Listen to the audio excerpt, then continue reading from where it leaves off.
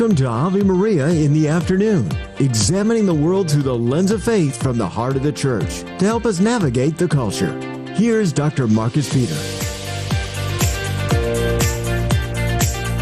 Good afternoon and welcome back. I'm Marcus Peter.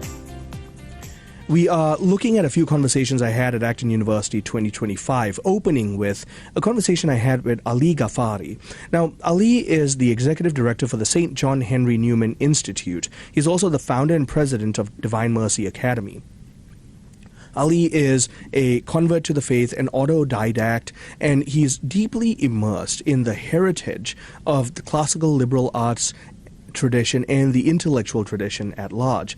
The reason why you and I have to become cognizant of this great heritage is because for most of us, the only kind of educational system we've ever received is one that was completely robbed of the transcendental and therefore a STEM-based education, one that trains us to think that nothing transcendental is of utilitarian value. And mind you, many of you listening right now might well have been some of those people who made those decisions of educating your own children or yourselves. Because, what kind of a job would a philosophy degree get you versus an engineering degree? And while that is a truly valid concern, education at its greatest end, its final end, is not about a paycheck. It's not about the job that one has. We educate for the sake of one's eternal salvation. We think, we form the intellect for the sake of thinking rightly about all things. And only the classical liberal arts education, as founded in the fullness of truth in the Catholic Church, provides that framework necessary for the flourishing of the human soul unto eternal life in education. And so Ali and I are going to talk about that. We go on from there to speak with Dr. James Patterson. He's an old friend of mine from Ave Maria University. He is now teaching at the University of Tennessee in Knoxville. And we will be talking about this question of post-liberalism. Now, they're big words, post-liberalism and integralism. Now, what this simply means is that the argument is being made that liberalism in general, individual liberty, has failed. And so post-liberalism is a movement from scholars that are trying to argue that what the United States and the world needs really is that each nation is run by the Catholic Church. And so the Catholic Church creates the political system that allows for human flourishing. Now, there's a lot of reasons why this can be bad. And so we talk about this and a virtuous movement forward. All this after the headlines. Thank you, Marcus, and good afternoon, everyone. This is your Ave Maria Radio News for Tuesday, July 8th. It's the Feast of St. Kilian. And today's news is brought to you by Ave Maria University. Your vocation location is at avemaria.edu. The number of dead in the central Texas floods is surpassing 100. Search and recovery efforts are now in their fifth day, and officials say first responders have faced extremely treacherous conditions. There are still 5 campers and 1 counselor missing from a girls' camp in Kerr County, where 27 girls and counselors died. While there's a chance for some rain today, the region is forecast to get a break from storms. Israel is working with the U.S. to find countries that would take in Palestinians displaced in Gaza. That's according to the Israeli Prime Minister Benjamin Netanyahu. Speaking at a White House dinner with President Trump yesterday, Netanyahu said that if Palestinians want to stay, they can stay. But if they want to leave, Gaza shouldn't be a prison. More U.S. weapons will be on the way to Ukraine. President Trump made the remarks at the White House dinner with Israeli Prime Minister Benjamin Netanyahu. This comes after the administration had paused some weapons shipments to Ukraine over concerns the U.S. military stockpile was being depleted. Trump said Monday the Ukrainians have to be able to defend themselves, and the U.S. would be sending primarily defensive weapons. And there's been dozens of UFO sightings across New York so far this year. According to the National UFO Reporting Center, there have been 66 reports of unidentified flying objects across the state. The reports have come from Manhattan, Rochester, and many other locations. There were 6 UFO sightings in June alone, with one person reporting they saw a metallic ball fly slightly under their airplane while flying over New York City. From the Ave Maria Radio.net news desk, I'm Dan McGraw.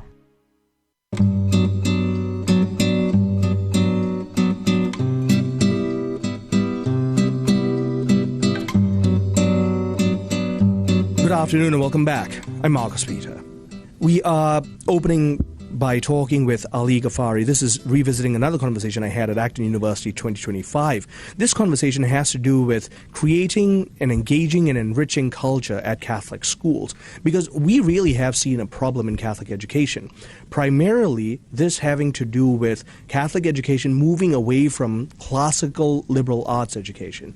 And now there's a move back. Ali is the executive director of the St. John Henry Newman Institute and founder and president of the Divine Mercy Academy. Ali, thank you for joining us. How are you? It's great to be here, having a great day. Thank you. It's hard not to have a great day. It is. It's such good, amazing people, just great talks. It's a wonderful place to be. Before we go on to talk about the work of Catholic, especially classical liberal arts education, you have quite the story coming into an appreciation of the heritage that is the intellectual tradition and classical education. So, for the interest of our listeners, would you mind sharing that? Yes, it's a long story, but I'll give you the short version of it. Grew up essentially in a loving home, but a home that was we went to public school and became an atheist very early on in life, and then was immersed in the quote unquote the best of progressive education. That went to a private school in Massachusetts, and then to a college up in Maine that were just immersed in all of this. And I had no idea that this form of education existed or that truth existed. I had no faith. And it was only encountering the classics with Plato, Socrates, Aristotle, and then coming face to face with the church's intellectual tradition, the full brunt of it, that it brought me from the darkness and unhappiness of atheism to the bright joy and light of the church and of happiness and living just an incredible life. I've got a incredible wife and I have 4 daughters, and I love the Catholic Church and love being Catholic. And so this education, beginning with the classics, helped form me in a way that I'm just so grateful for. If you don't mind me asking, what was the faith tradition of your family or extended family? So I was raised technically Methodist. So I was baptized in the United Methodist Church, and I went to confirmation classes in the Methodist Church, but quickly dropped that when I went away, separated from my family, and went away for high school. Got it. Well, you and I have similar stories. That yeah. I was raised Catholic, quickly dropped off, became a militant atheist, and studied my way back into the Catholic Church. I'd love to hear that. Now, given all of that, your journey into the appreciation of this wondrous heritage didn't come easy. And so the work that you do now is born out of a zeal for not having had this before and seeing its immense value.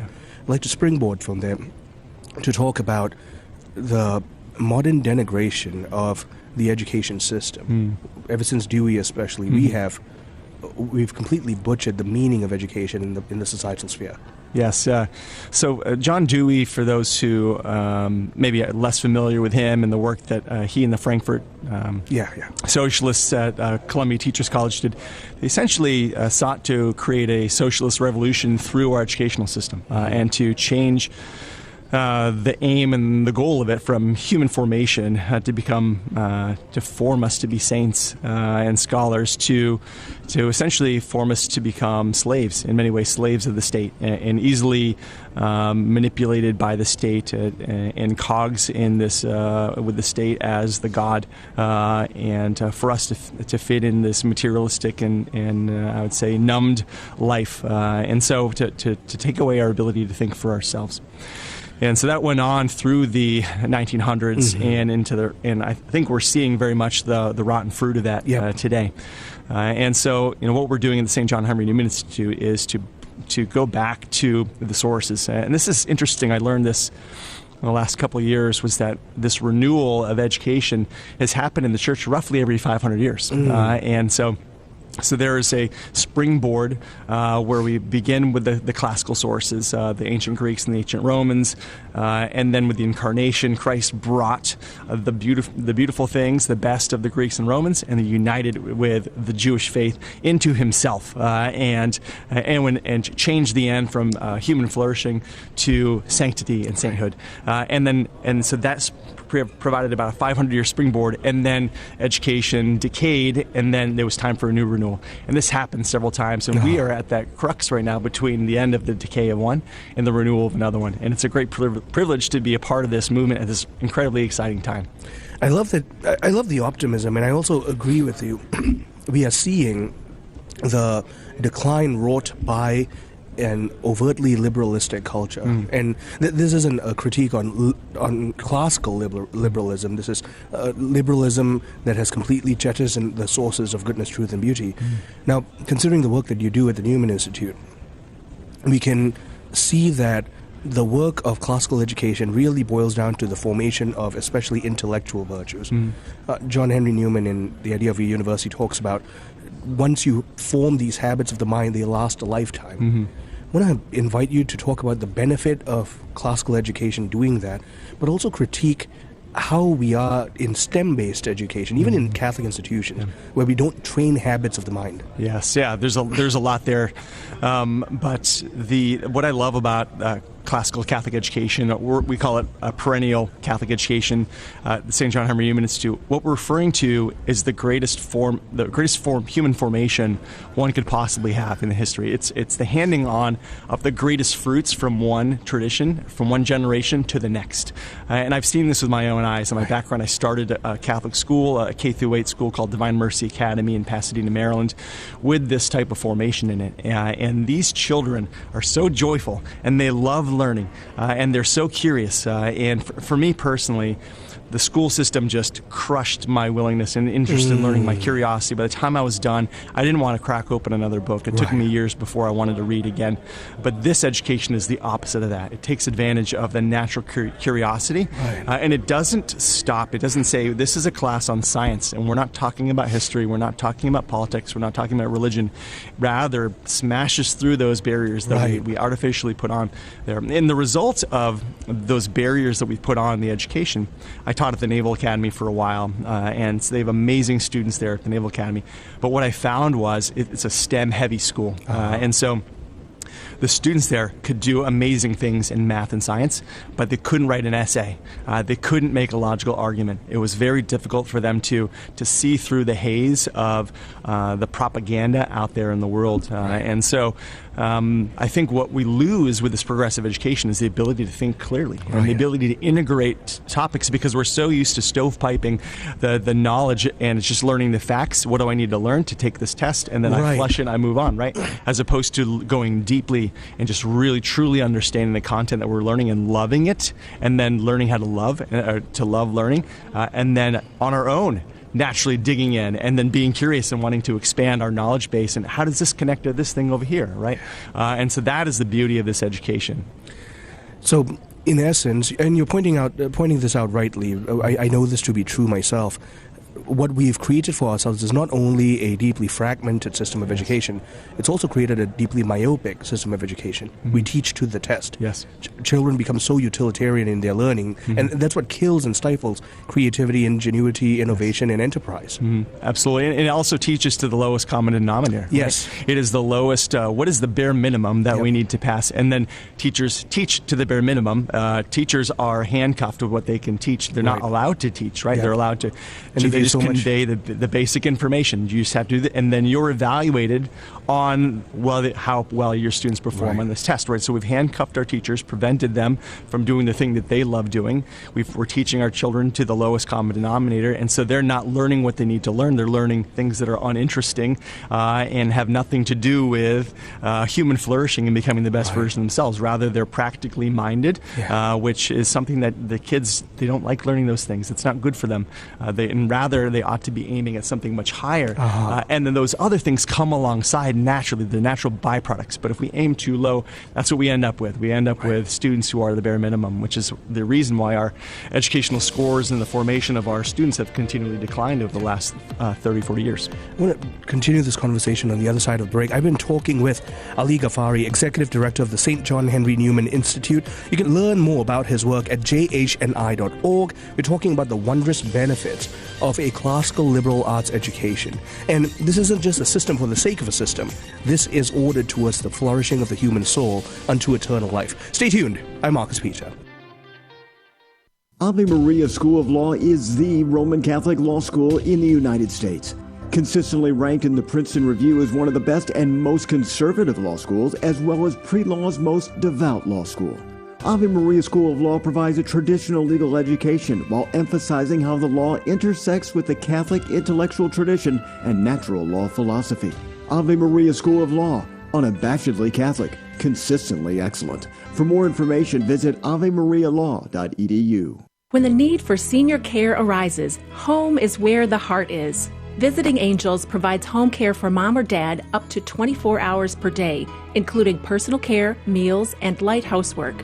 You may select your professional caregiver with Visiting Angels. More information at visitingangels.com or at 877-374-LIVE. That's 877-374-LIVE. Visiting Angels, America's choice in senior home care. Underwritten in part by the following nonprofit. Are you paying high prices with a traditional health insurance company that pays for things that violate your conscience? There's an alternative available. Solidarity HealthShare is a community of faithful individuals and families that never share into immoral medical services, all while saving you money with prices starting as low as $85 per month for singles and $512 for families. Never fund another abortion with your healthcare dollars. Call 844-313-4999 to learn more. You like pizza? Me too. And for that, we can thank our friend Tom Monahan. First, he starts with $900 and opens one pizza shop. Then it's worldwide, thousands of shops. But all this was just a warm-up for his greatest achievement yet. He built a university. God inspired Tom to build up generations of men and women who have a hunger to reach the world for Christ. This place is Ave Maria University. Visit avemaria.edu to see what's next.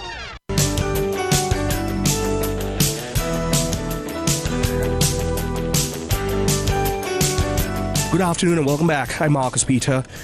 I'm blessed to have encountered a new friend, a man who has a similar vision and heart for the education of the person towards the flourishing of the soul in this life and in the next. He is Ali Ghaffari. He is the executive director of the St. John Henry Newman Institute. Learn more about his work at jhni.org.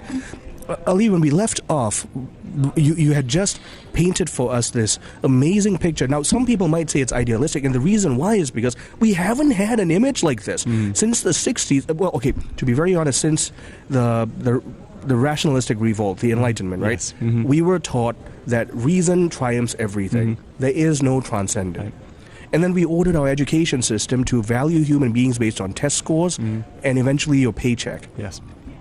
As one who's at the forefront of meeting students and parents, I want to invite you to speak to how damaging that system has been to souls. Yeah, it's a system that is naturally atheistic, right. And it's naturally materialistic. And when you tell children this is a utilitarian education, then they start to wonder, why do I have to know this, right? What is the purpose of this? Is say you need to learn this to take the test, right? And then they don't value the knowledge that they're learning, right? And so they become despairing, and the education becomes something that they just have to do, that they're forced to do. And so there's no buy-in from the students. And so that was why in public schools you see kids not playing video games or not showing up to school or not giving their best. It's because they're not bought in. They're not being invested in as a result of that. But what I've seen conversely in this form of education, this perennial Catholic education, is complete buy-in by the kids, and then an elevation of expectation. So at Divine Mercy Academy, we have kindergartners, 4 and 5-year-olds, and one of the things they do over the course of a year is they learn the entire salvation history from the very beginning all the way to the 20th century. And they learn something over 125 different events in history, and they just go one after another with the event, with the date, with an action, and they're singing it, and they do this this thing takes probably 5 to 7 minutes of continuous memorization that these 4 and 5-year-old kids do together in a group in mass, all in unison. It's absolutely breathtaking to see, and it brings tears to my eyes every time I see it, because we often think that children that young can't do these things, right? And that's what we're told. Absolutely. They just need to sit down and behave and color this thing or whatever, and we just put them in a box. But it's a very anti-human education. those children love memorizing things. They love knowing things. Even if they don't understand all the details of a particular situation, what we're providing for them is a framework that they can then rely on as they're understanding and learning more about history and how things interact with one another. They can then come back to that over and over again. And it doesn't have to simply be a historical time. It can be poetry that can enrich their soul over the course of their life, or a story, a fable, something of that nature that they can always return to, a song, something that even in the darkest depths of a prison, or in the depths of if things are going terribly wrong in their life, they can go back and they can lean on that because it's something they'll always have with them that nourishes their soul and enriches them. And so this has been so beautiful that these kids now go back and they form and inspire their parents. Right. Many of their parents have stopped going to Mass. They just don't have faith, but they know they want something better for their kids. And then the kids come back and enrich their lives as a family. So it's absolutely incredible to see. I'm reminded of, again, John Henry Newman, his idea of a university. He talks about how the entire purpose of an education is to form a high culture of the mind. But he's not talking about just for university students. His argument was any institution of learning results in high cultures of the mind in the surrounding community. We're not seeing that anymore. There's no high culture of the mind. In fact, universities have become these pits of depravity, moral as well as intellectual. Yes. And now you're telling me that 4- and 5-year-olds are memorizing and dialoguing these amazing truths of salvation history and how that interplays with real life today. It's very clear the soul was made for this. It is. You're absolutely right. And the reason for this is that, and Newman talks about this in his work, Idea of a University, is that theology is the center of all of this, right? What we've done is we've taken out the heart. We've ripped the heart out of education by separating the theology from the sciences, from the arts, and we expect that this is going to continue to work as a system. And it's not, right? It just basically shatters the whole and fragments, as you mentioned before, fragments the educational system. But we're not fragmented. We're integrated human beings, right?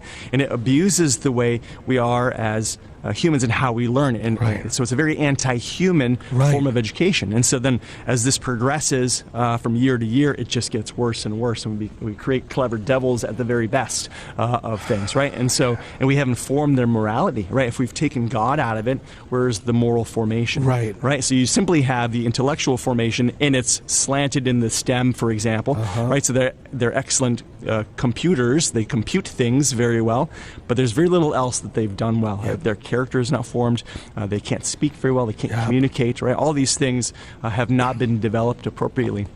And so what we need to do is we need to put the theology back in. And that's the beautiful thing about this type of education is God is properly placed at the center of the education. And he's in his proper place in all of the subjects. They come together. And God's creation is the formation, it's the foundation of the knowledge. That we go bring the children outside and say, what do you notice out here? Right. What do you hear? What do you see? Right. And this God created all of these things. And it naturally comes back to theology.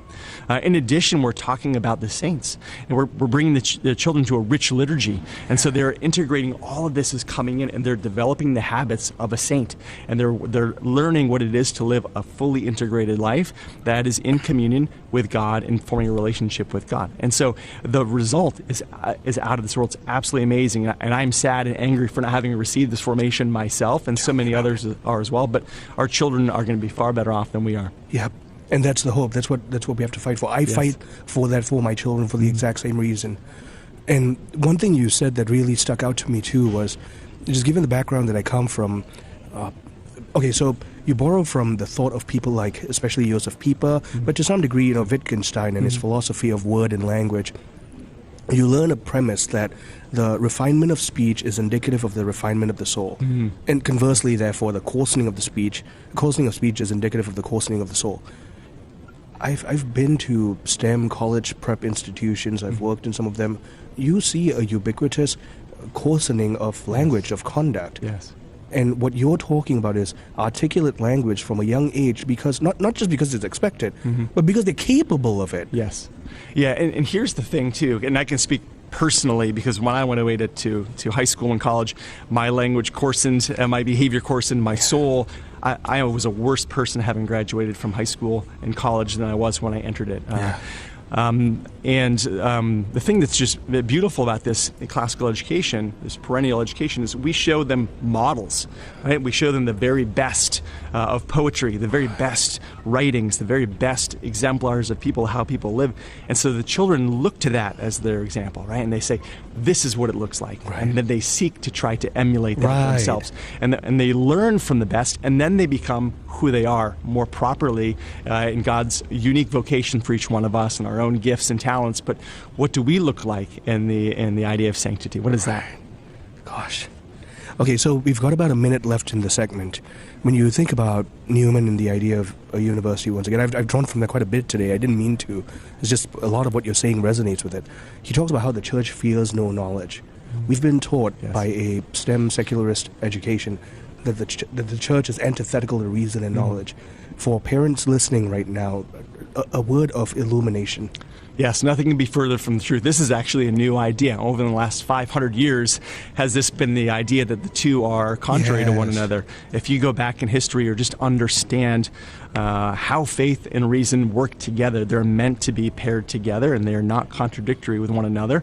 That's what we need to go back to, that understanding that they actually augment each other and they're meant to work in an integrated form. And then through that integration, your education just really unlocks and becomes something other than it currently is right now in our disintegrated society.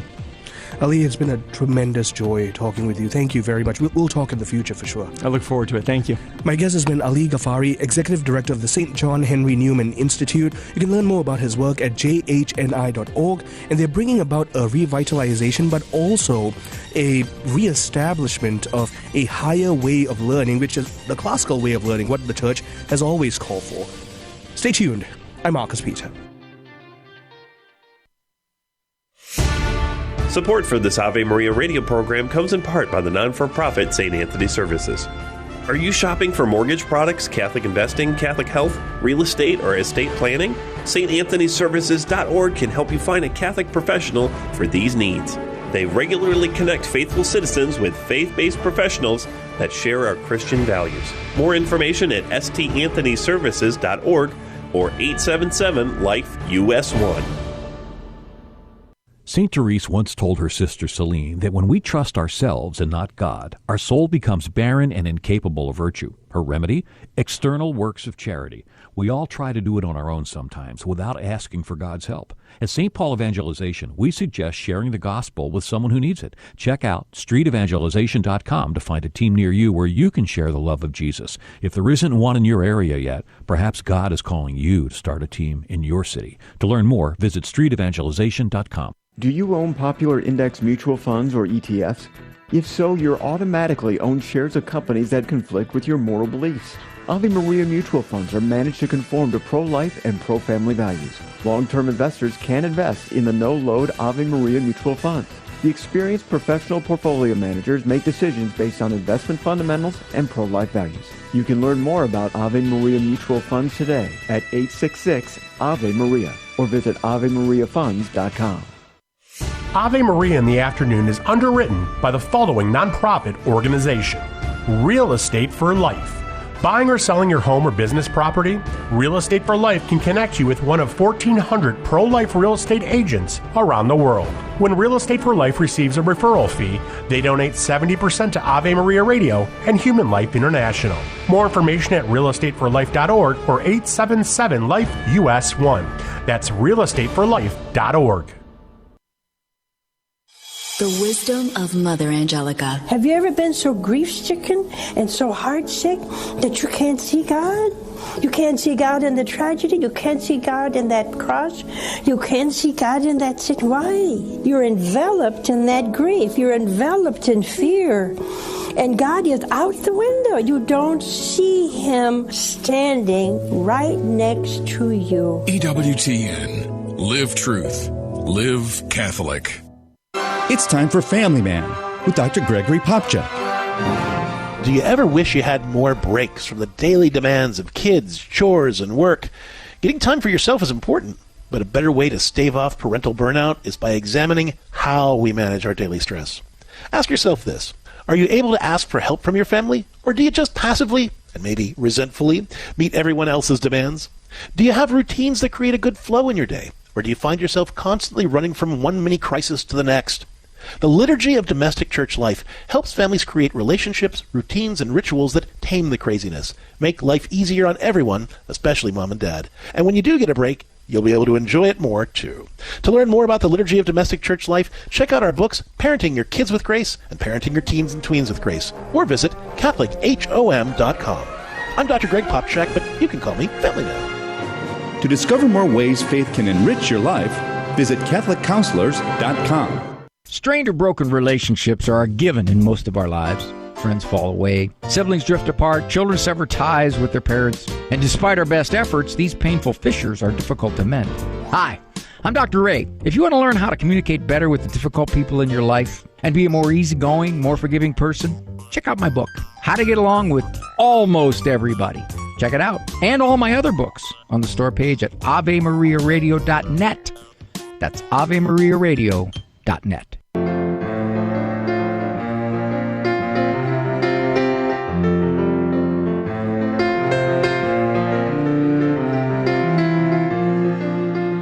Good afternoon, welcome back. I'm Marcus Peter.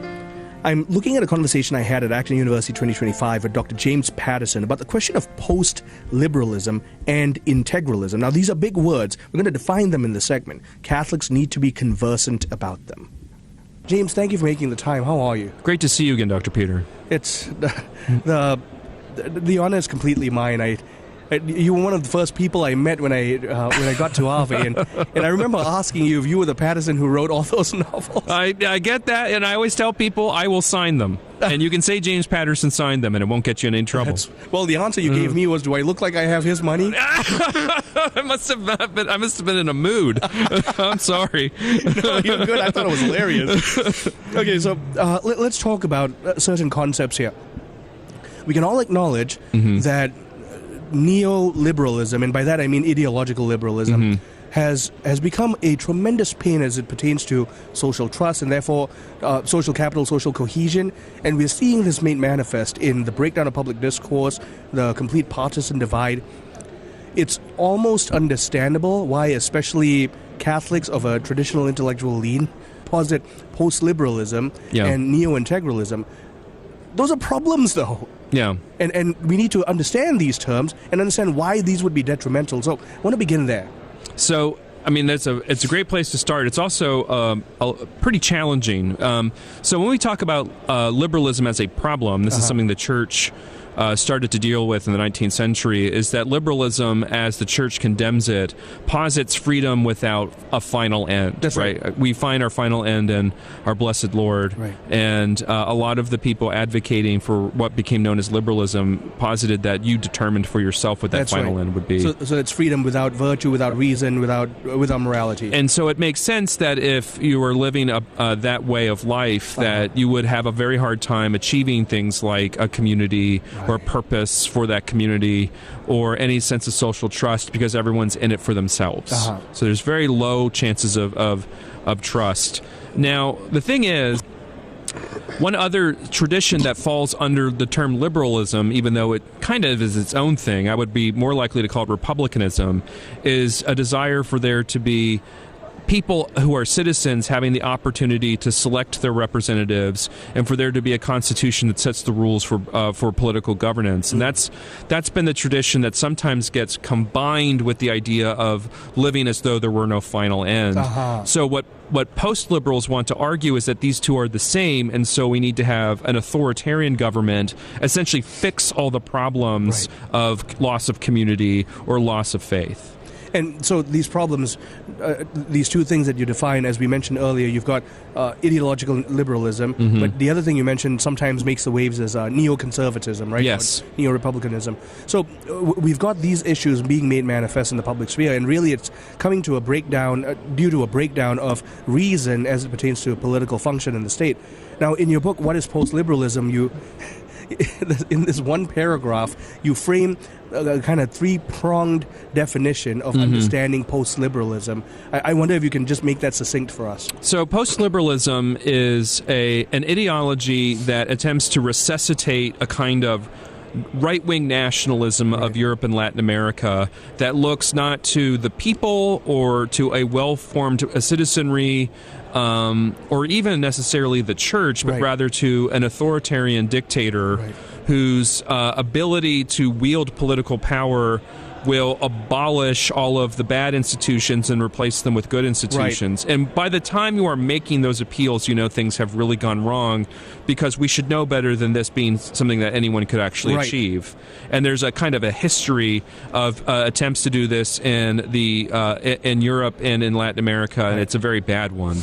The second feature is a sort of like loose group of political institutions that are trying to form people to think this way, and they often ground it in terms of sort of retrieving a traditional faith, that we're not doing this for any kind of political cause, but we're doing it for the common good.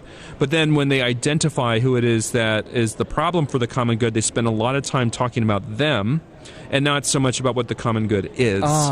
And then the third is that these educational institutions are working kind of with political parties, and the political parties are primarily in Europe, and they have their locus around Viktor Orban in Hungary, but there's also like Matteo Salvini in Italy and Marianne Maréchal in France, and there's some sort of linkages here in the United States. Probably the person who's closest to this movement is Vice President J.D. Vance. Mm-hmm.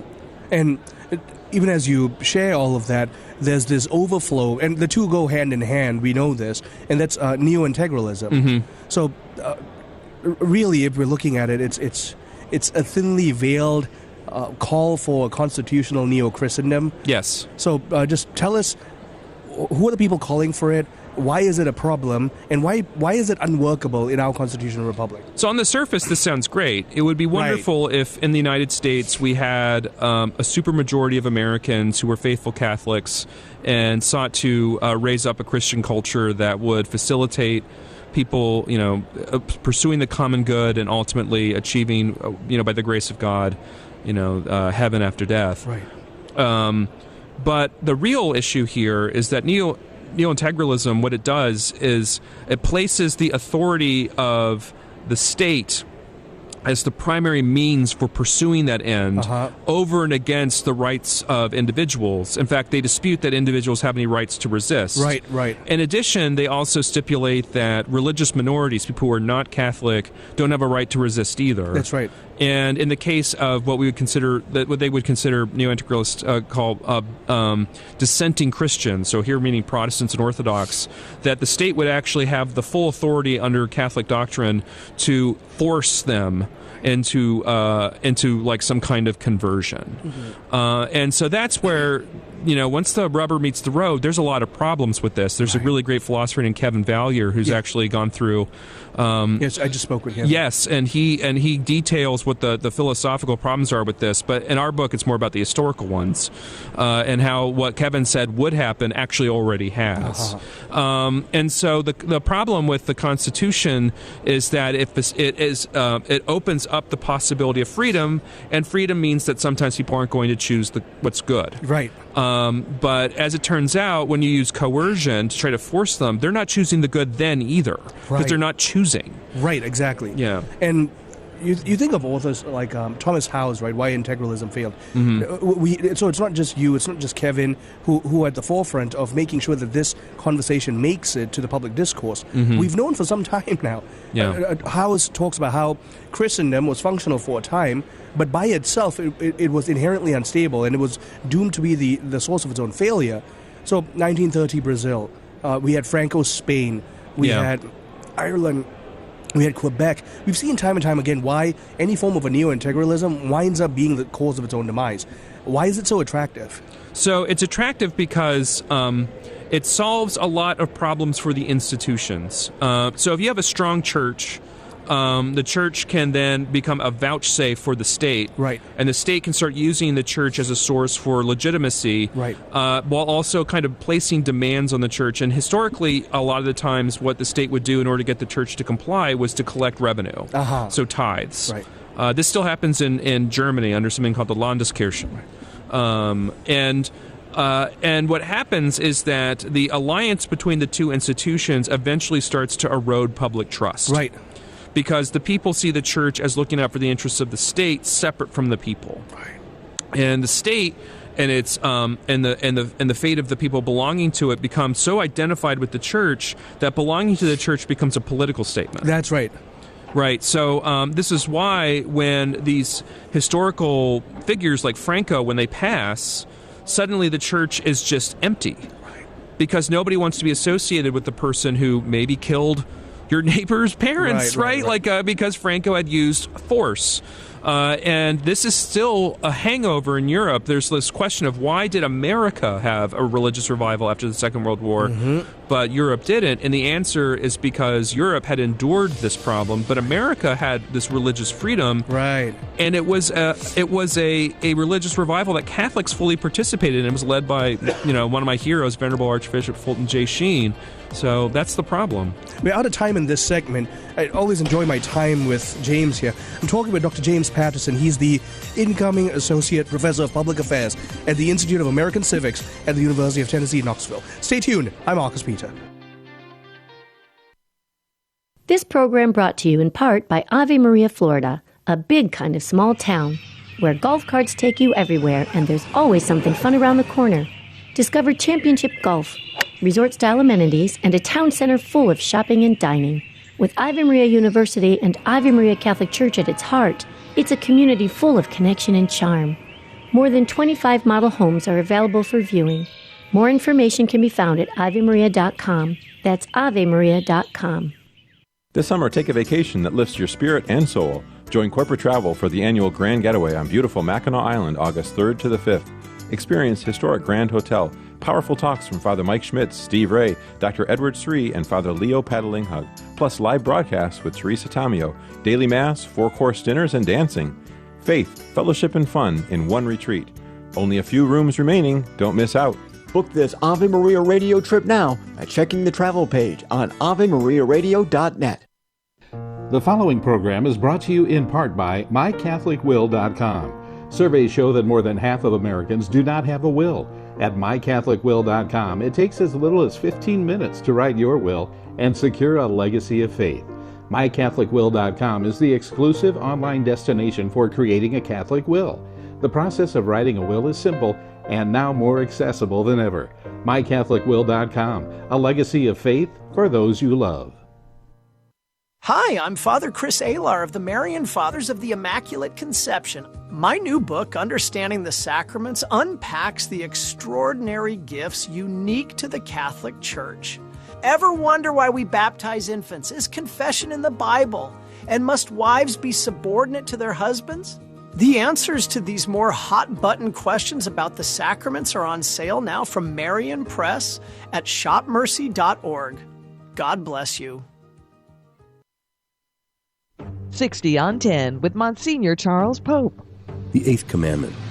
You shall not bear false witness against your neighbor. At one level, the reputation a person has is one of their most precious gifts, and to intentionally harm the good reputation of someone is a very grave matter. We can do this often through detraction by disclosing others' faults without a valid reason, or calumny, just outright lying about other people. Likewise, through rash judgment. This commandment also protects the truth, which is another very, very great good. To lie is to speak something that we know is false with the intention of deceiving others. We ought to be dedicated to the truth. It is the truth that sets people free, while errors and lies entrap people in many difficult and often sinful situations. The Lord asks us to give witness to the truth of the gospel. This commandment therefore asks us to stay dedicated to the truth and to other people's reputation. The Eighth Commandment, you shall not bear false witness against your neighbor. For more about the 10 Commandments, visit EWTNRC.com. What 3 virtues are embodied in the first commandment? The Catholic Catechism, paragraphs 2084 through 2086, tell us that the first commandment encompasses the 3 theological virtues, faith, hope, and charity.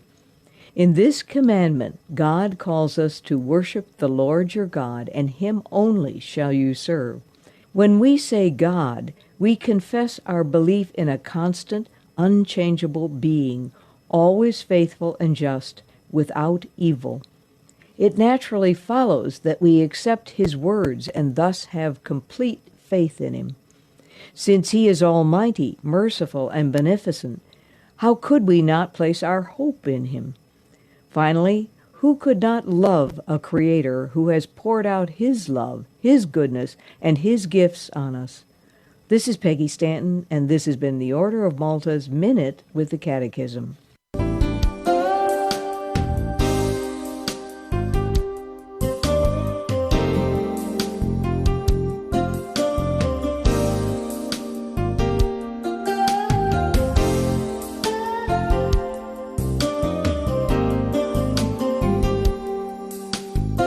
Good afternoon, welcome back. I'm Marcus Peter, talking with my friend Dr. James Patterson, incoming Associate Professor of Public Affairs at the Institute of American Civics at the University of Tennessee, Knoxville.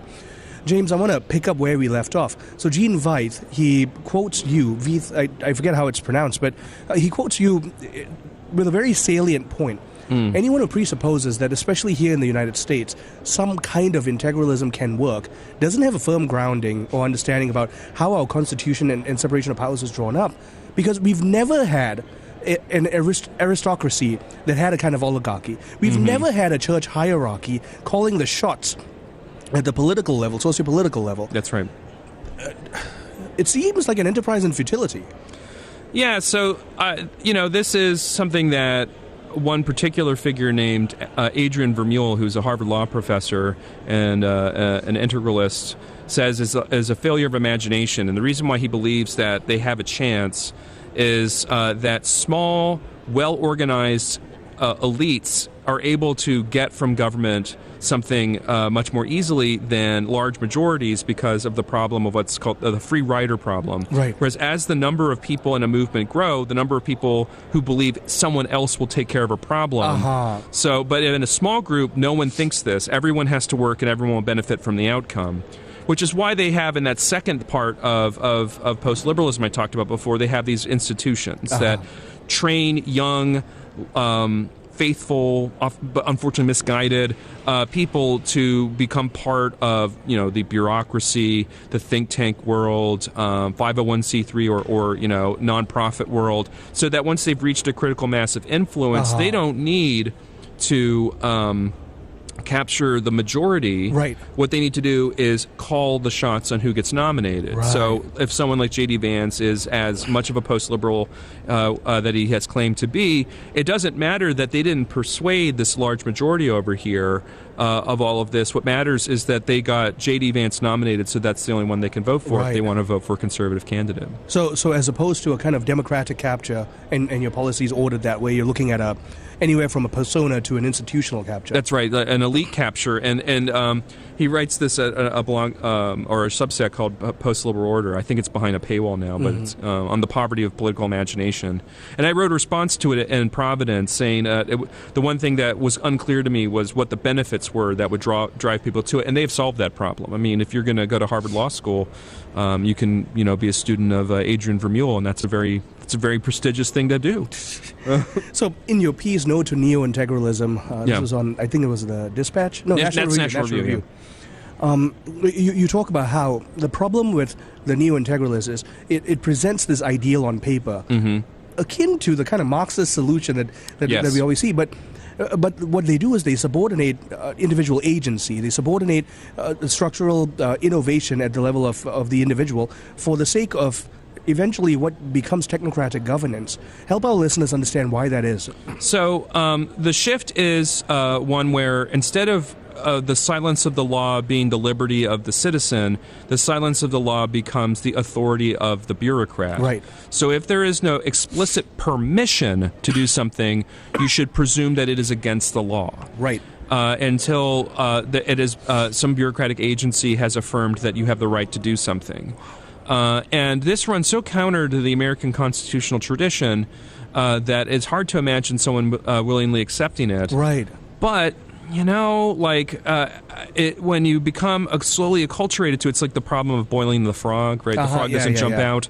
So that would be kind of the idea they have in mind here. And so that's the stick part. The carrot part is you're going to love all of the policies that we're going to put into place. And one of these is transforming the American welfare state into a family welfare state. So essentially, formation of a right-wing welfare state. Yeah. And they get a lot of the ideas of this from family policy in places like Hungary. Even though the policies don't work, the idea is that we're going to change it so that people who form families get the welfare instead of individuals. Right. Which, again, seems good on paper. You're incentivizing the nuclear family. Yeah. But it doesn't work, and the reason is because what drives people to form families is faith in the future and a belief in, be fruitful and multiply. It's actually more about a belief system. It's about a sense of public support in your community and a continuity of families that money doesn't really do. In fact, that's one of the ironies of these policies is that they adopt what they consider a liberal idea of moving capital around. It's like, isn't this what you're opposed to? And so, this is one of the funny things that about them is that they say, well, we're going to take away the freedom to act, and in exchange, we're going to drop loads of cash on you. And there's no guarantee that they'll actually do the latter, but there's a lot of guarantees that they want to do the former. Right. Yeah. John Brungart in Why Integralism, and I think it's Why Integralism and Liberalism Failed or something to that effect, the book. Integralism fails when the avatars of Christendom confuse the kingdom for the horses that get them there.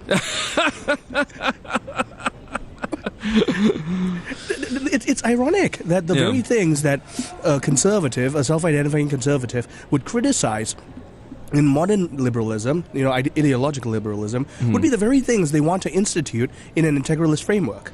Yeah, there's if we're name dropping, which for your listeners, they should definitely look these things up. There's Timothy Troutner wrote for Church Life Journal something very similar, and he says that really integralism doesn't ever escape liberalism. It just repurposes the ideas in a kind of mirror image.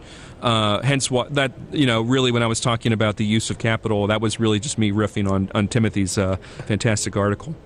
Now, if I may draw our attention then to a kind of Chestertonian premise, which is the liberal and the conservative diagnose the exact same problems in society. It's the solution that's the problem. And so we're seeing ideological liberalism swing to one direction without ratio, without reason, without morality, without religion. And so the neoconservatives, the post-liberals, they see that the remedy is the pendulum swing to the other direction. There's a quasi-mythic quality to what's called the March Across the Institutions, in which the left begins in the 1950s and then urgently in the 1960s to gain cultural prestige and influence, and then slowly enter into universities, nonprofits, governments, and what they hope to do is to repeat that process, but from the right. And so that's why they constantly talk about, for instance, Patrick Deneen saying Machiavellian means to Aristotelian ends, which inevitably becomes Machiavellian means to Machiavellian ends, right? But history has always shown us that. It's right, if I had the ring, I would, But anyway, so enough of the Tolkien stuff. But toss it in the fire, Silvio. No. The thing about where was I? Machiavellian means. Machiavellian means is that they imagine that they'll be able to somehow institute something moral. Immorally. It's a fundamental violation of what everything the church teaches. But it's almost as if they're like a secret coterie of people who need to manage affairs this way. And that's a conspiratorial thinking that it's again very modern. But the thing about this mythic quality to the left and its march across the institutions is that it introduced a resistance to all of this that also achieved a lot of success, including things like the ending the Cold War in the Soviet Union. But one last thing about this is that you brought something up that's important, and this is where I was trying to get back to, was that it makes complete sense to me that there are a large number of faithful, intelligent people who are potential leaders that would be attracted to this because the problems that you mentioned are all very true. And it's up to the church to provide a better path forward than this. In a way, they're filling a void. And I've been trying to do that by reminding people of Fulton J. Sheen. Right. And I know that there are others who are working on providing an alternative for the way forward. But, for younger people, they don't have this. They have no memory of a period when Catholicism had social cachet. I'm 45. I remember Pope John Paul II. I remember the fall of the Berlin Wall. I remember this we did this sort of moment. Catholics were proud of this kind of contribution. And so even though there's this sort of decline, especially after the revelations in 2001, we at least had this moment. But if you're born in 2002. You don't have the historical context. No. All you have is the housing crisis and a bunch of bishops that covered stuff up. That's and right. So they're looking for something else. And that something else seems really appealing. But Catherine Stewart actually appeals to exactly what you said, that in a state that has become integralist, especially from a Catholic perspective, you're going to wind up getting two classes of citizenry. Mm-hmm. That should inherently cause us to balk, especially as citizens of this republic. So this actually is a reality historically. In parts of Western Europe, and actually most of Europe, Jews were not allowed freedom of movement, and they were left in ghettos, did not have protections of property rights, and the church was kind of in a bad place on this for a long time. Yeah. And it only really fully grasped with the consequences of tolerating or even entertaining this approach after the Holocaust. Right. And so this two-class system was always a problem, and a lot of people resisted the integration of Jews into a more pluralistic society because they thought it threatened the possibility of Christendom, when really it was the attempt to exclude them that led to the destruction of Christendom, because they fostered a kind of common hatred against a certain group that promoted not the love of Christ, but rather the hatred of that man introduces through his sin. That's right. James, thank you very much for making the time to speak with us. Sure. This was very good. Thank you so much, Dr. Peter. I've been talking with Dr. James Patterson, incoming Associate Professor of Public Affairs at the Institute of American Civics at the University of Tennessee, Knoxville. We've been talking about the failures of post-liberalism and neo-integralism. Big words, but we have to learn what they mean and learn to dialogue. I'm Marcus Peter.